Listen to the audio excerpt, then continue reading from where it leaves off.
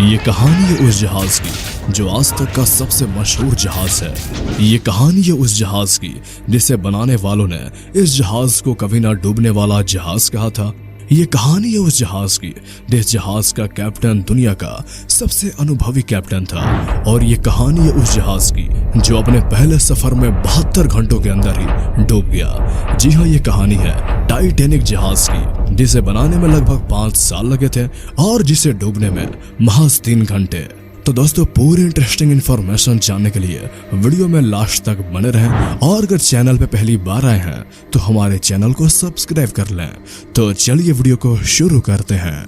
Titanic के बाद ना जाने कितने विशालकाय जहाज दुनिया में आए और गए, लेकिन टाइटैनिक जहाज जैसा जादू आज तक इतिहास में कोई दूसरा जहाज नहीं बिखेर पाया। और शायद यही वजह थी जिसके चलते जेम्स कैमरन ने 1997 में टाइटैनिक नाम की मूवी बनाई जो आज तक की सबसे ज्यादा रुपए कमाने वाली मूवीज की लिस्ट में शुमार है। लेकिन अब बात आती है वो कौन सी गलतियां थी जिन्होंने कभी ना डूबने वाले जहाज को डूबने पर मजबूर कर दिया और जिसके चलते आज भी टाइटैनिक के अवशेष गहरे समंदर में समाये हुए हैं। तो चलिए आज हम आपको बताते हैं उन अहम गलतियों के बारे में जो टाइटैनिक जहाज को डुबाने की असली वजह बनी। अगर टाइटैनिक को डुबाने वाली गलतियों की हम बात करें तो इसमें पहले जो सबसे बड़ी गलती थी वो थी ओवर कॉन्फिडेंस।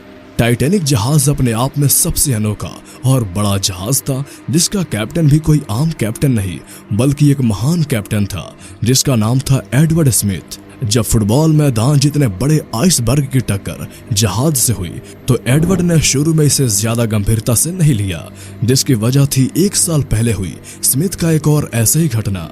असल में 1 साल पहले भी एडवर्ड स्मिथ का जहाज खुले समंदर में किसी चीज से टकरा गया था और उसमें किसी कमरे जितना बड़ा छेद हो गया था। लेकिन इस सब के बावजूद भी स्मिथ ने जहाज को डूबने नहीं दिया था और स्मिथ सही सलामत जहाज को वापस जमीन तक ले आए थे। और जब इस बार भी उनका जहाज यानी टाइटैनिक आइसबर्ग से टकराया तो उन्हें लगा कि वो इसे संभाल लेंगे, क्योंकि टाइटैनिक बनाने वाली कंपनी ने स्मिथ से यह दावा किया था कि टाइटैनिक कभी डूब नहीं सकती क्योंकि उसका डिजाइन ही कुछ इस तरह से बनाया गया है जहां टक्कर होने पर भी कुल 3 ही फ्लोर तक टाइटैनिक में पानी भर सकता है। लेकिन टक्कर होने के बाद क्या हुआ आप सभी जानते हैं। टाइटैनिक को बनाने वाली कंपनी के दावे धरे के धरे रह गए और जहाज पानी की गहराइयों में समा गया। वही दूसरी सबसे बड़ी गलती जो असल में टाइटैनिक जहाज को डूबने की मुख्य वजह बनी वो थी लापरवाही।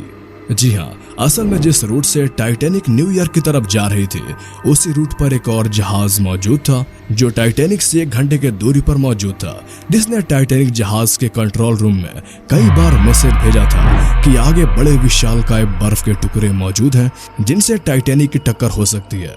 लेकिन आपको जानकर हैरानी होगी, इन मैसेज को रिसीव करने वाले ऑफिसर्स अपने ऑफिस में ना होकर अपने वीआईपी गेस्ट्स का स्वागत करने और मन बहलाने में लगे थे। असल में उस जहाज से करीबन 6 बार इमरजेंसी मैसेज टाइटैनिक को भेजा गया था, लेकिन एक भी मैसेज जहाज के कैप्टन स्मिथ तक नहीं पहुंचा। अगर एक भी मैसेज स्मिथ के पास टाइम से पहुंचता तो 1500 लोग जो टाइटैनिक पर सवार थे उनकी जान ना जाती। तीसरी सबसे बड़ी गलती जिसके चलते टाइटैनिक के ऑफिसर्स जहाज को डूबने से नहीं बचा पाए वो था उनके पास दूरबीनों का नहीं होना।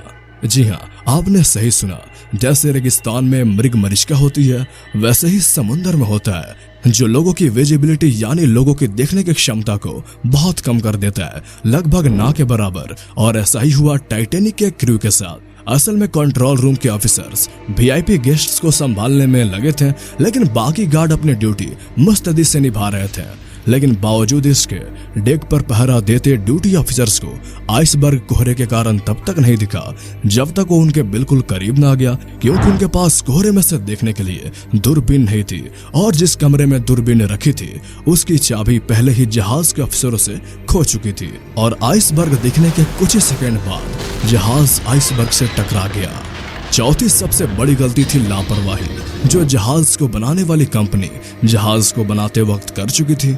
असल में जहाज के अंदर लगभग 30 लाख कीलें लगी थी, जिनका काम जहाज के दो हिस्सों को जोड़ने के लिए किया गया था, जिन्हें वैसे तो हाइड्रोलिक की सहायता से जहाज में ठोका जाता था, लेकिन टाइटैनिक को बनाते वक्त ऐसा नहीं किया गया और हाथ से ही इन्हें हथौड़ों की सहायता से जहाज में ठोक दिया गया। जिसके बाद जब जहाज आइसबर्ग से टकराया तो सारे जोड़ खुल गए और ये देखकर जहाज में मौजूद 1500 लोगों में हाहाकार मच गया, क्योंकि यही वो चीज थी जिस पर कैप्टन स्मिथ को सबसे ज्यादा यकीन था, क्योंकि स्मिथ को लगा था कि जहाज काफी मजबूत है और ये टक्कर जहाज आसानी से सह जाएगा।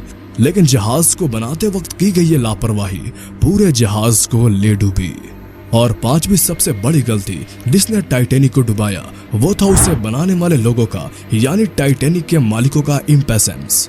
आपको जानकर हैरानी होगी, इंग्लैंड से न्यूयॉर्क तक के लंबे सफर को पार करने के लिए कैप्टन स्मिथ को कुल 7 दिनों का टाइम दिया गया था, जिसके चलते टाइटैनिक की रफ्तार शुरू से करीब 18 नॉट्स थी, जो सामान्य से काफी ज्यादा थी।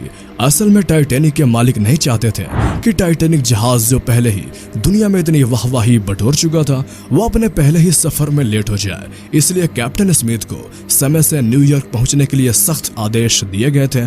और यही वो वजह थी जब आइसबर्ग जहाज के सामने आया तो उसकी स्पीड काफी ज्यादा होने के कारण एडवर्ड स्मिथ जहाज को समय रहते मोड़ ना पाए और जहाज आइसबर्ग से जा टकराया। तो दोस्तों आज की इस वीडियो में इतना ही। आपको वीडियो कैसी लगी हमें कमेंट में जरूर बताएं, और आपकी क्या राय है इसके बारे में वो भी हमें कमेंट में जरूर बताएं। और ऐसे इन्फॉर्मेटिव वीडियोस देखने के लिए हमारे चैनल को सब्सक्राइब कर लें।